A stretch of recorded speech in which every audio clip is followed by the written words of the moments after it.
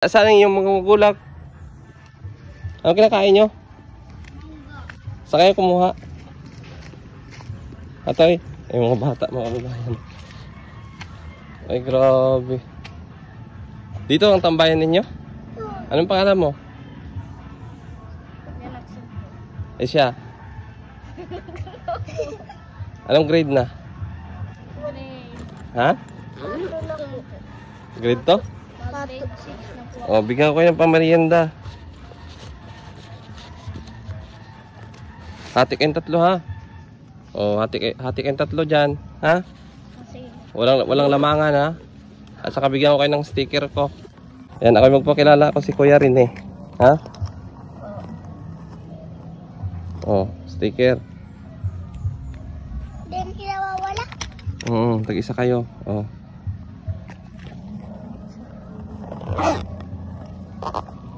Oh, sige na. Ha? Salamat po. Bye-bye. Bye po. Hati-hati kayo dyan, ha? Walang lamangan. Sino nga ulit ako? Kuya rin po. Oh, grabe yung talinong tutoy. Sige na, bye-bye na. Anong nangyari sa inyo? Hala, namaga na po ang inyong binti. Ano daw ang inyong sakit, ate? Masakit daw po ako sa puso. May sakit kayo sa puso? Kailan ninyo nalaman na may sakit po kayo sa puso? Ano po, nalabas ka lang po kami sa ospital.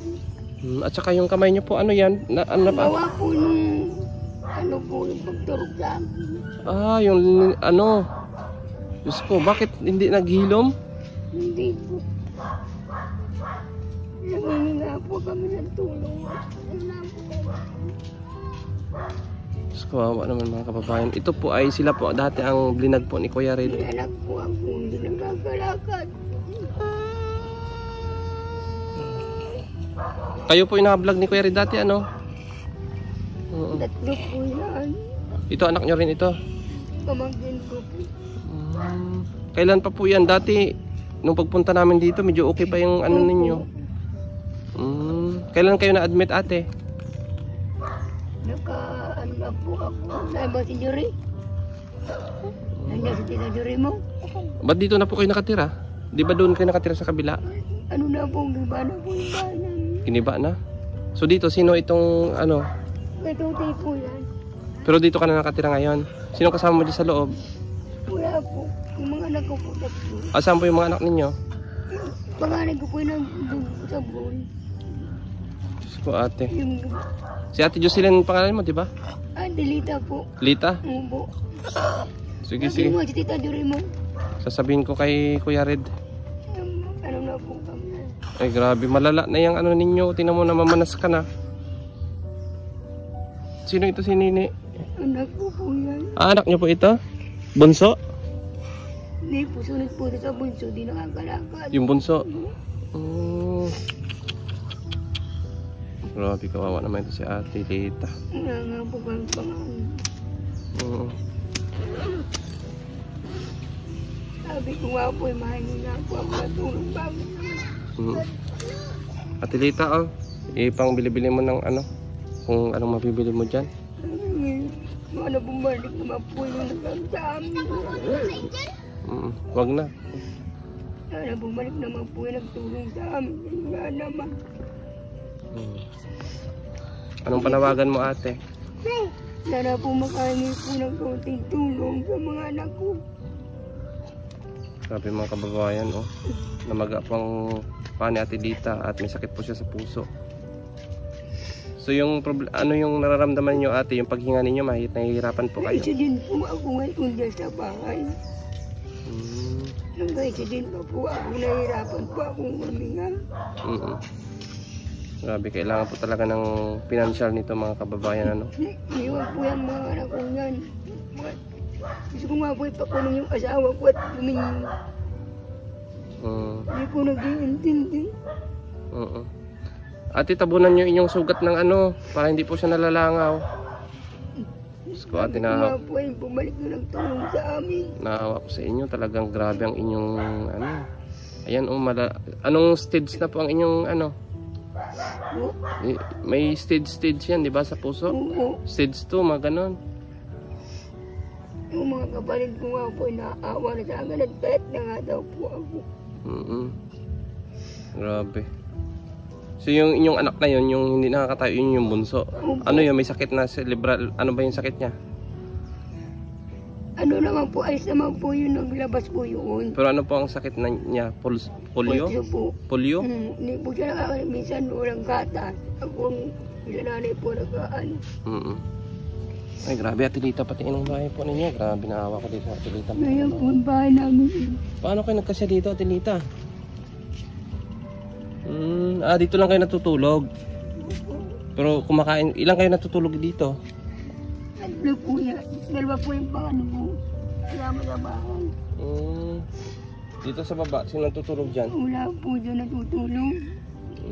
So doon, paano kayo magkasya? Kung paano lang po kami magkakasya dyan, mag-irina.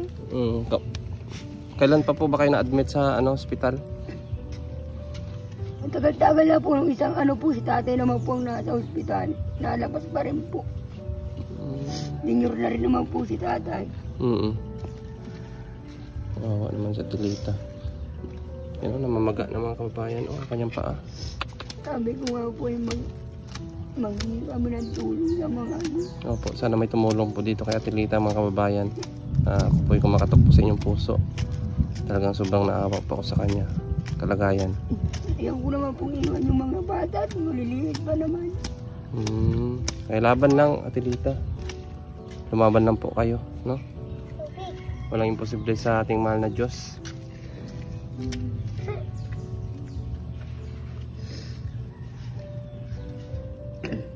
Yung gamot po ninyong iniinom, meron po kayong gamot na iniinom.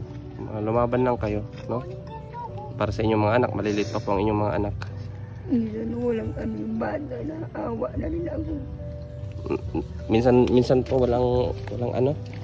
Walang gatas po. Yung ano naman, yung ama di malang padalan.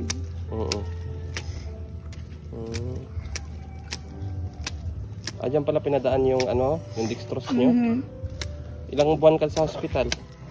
Nakapito po akong estudyante. So ilang buwan ka doon? 3 buwan? Mga na po, mga 2 semana po. Dalawang linggo. Saang hospital po? Provincial po. Provincial? Doon sa Daet?